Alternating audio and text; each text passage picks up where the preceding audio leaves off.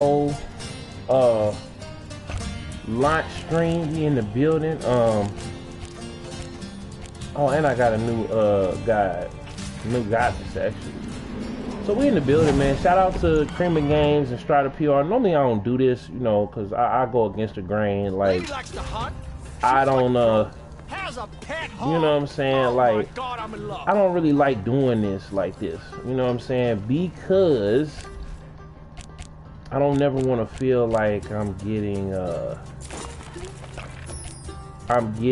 what's the word here, like not punked, but I'm getting forced to review something or forced to play something that, one, I don't like playing, and two, I don't, you know, necessarily want to play, but this wasn't the case.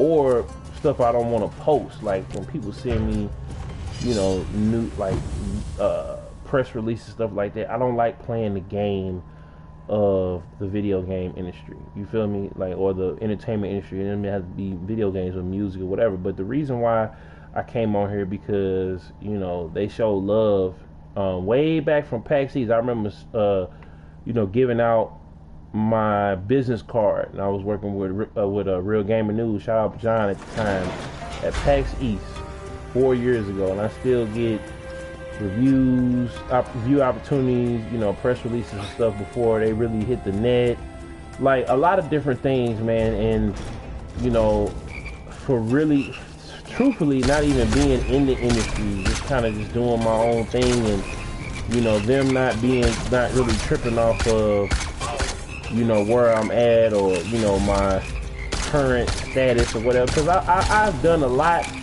but I know I could do a lot better in this game. You know, there's a lot of things that I need to do and I need to accomplish, and it's a lot of work that needs to be put in, you know, but I'm trying to enjoy the ride. So when I saw this game, like I remember playing Quake, you know, at friends' houses, and you know, they had computers. I was too stupid enough to get a computer, like back in the day, and I could have got one. And then when I got one, I messed them up doing things that I'm not proud of, or you know, really want to explain or say that I did. Nothing illegal, but you know, things to where I would just be ashamed. I'm just gonna put it like that. And you know, this game came out on PC, you know, a while ago, like first. And then, you know, when the game was announced for consoles, they let me, you know, try it out. It'd be one of the first to try it out on the consoles, and it really does hold up. The transition holds up. I like the look and the feel of the game. Like it, you know, it is a fantasy / sci-fi / action adventure / FPS game, but it's also that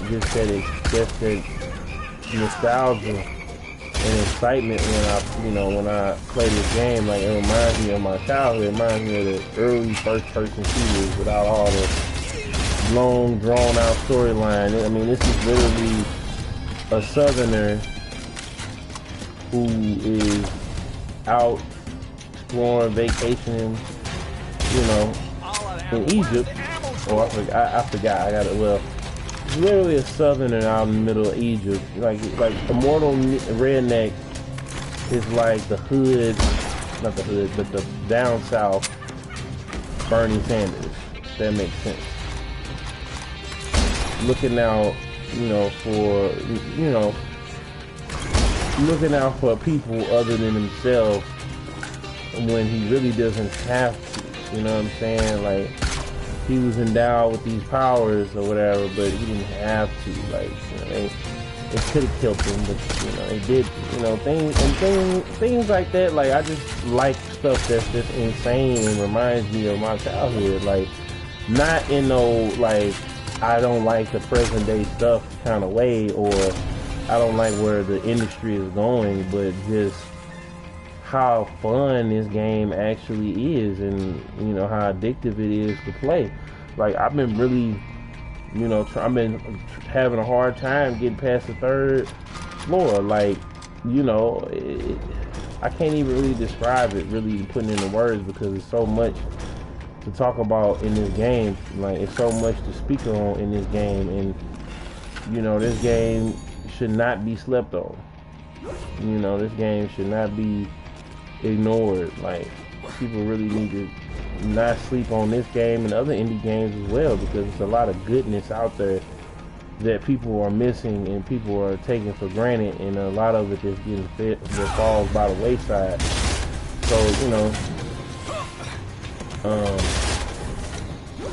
and going forward, like, one of my favorite games, Outlast, is an indie game, you know, but, and then for this just to be just insane and just kooky like this, like, and, you know, not super duper serious either, like, not, we're getting ready to, you know, change the world, or not, you know, this is, it's simple. Like, the narrative is simple, you know, the design is simple, and everything is simple.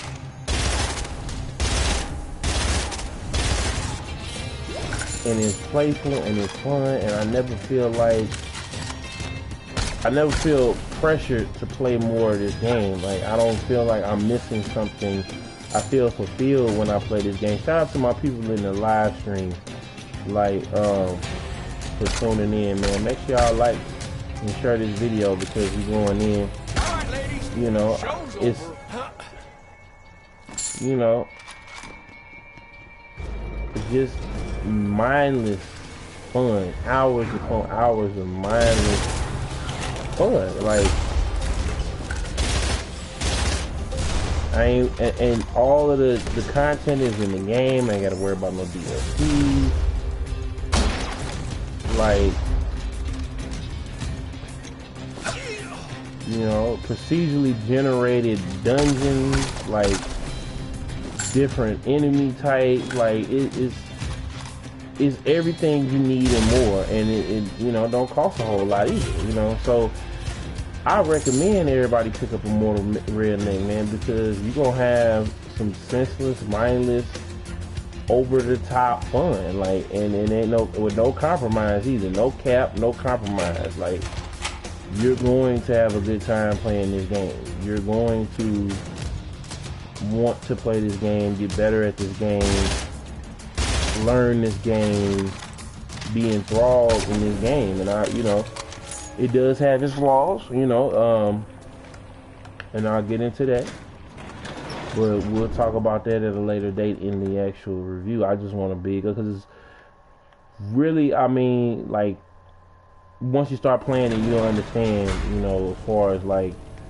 movement, and then, you know, some of the repetitiveness of some of the procedurally generated dungeon. You know, it's all of it is procedurally generated. So when you go in a dungeon, you might start off in a room that was like deep inside of the game, of your game, you know, and then you might come back, you die, you keep going. Like, there, you know, you die, you keep going, and you keep getting better. You keep getting better weapons, better gear.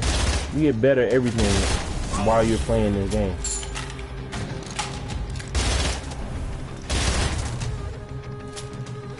So, you know, I mean, y'all see it. The proof is in the pudding, man. Like,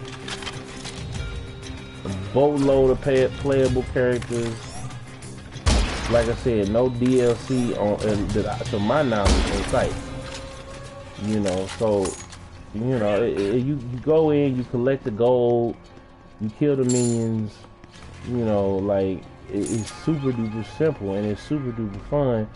And I think that more games need to get back to that true simplicity, you know what I'm saying? And having accessibility, but, you know, not, you know, accessibility just to have it, but accessibility to a person can have fun, be challenged, learn from their mistakes, die a lot, you know, but not feel cheated.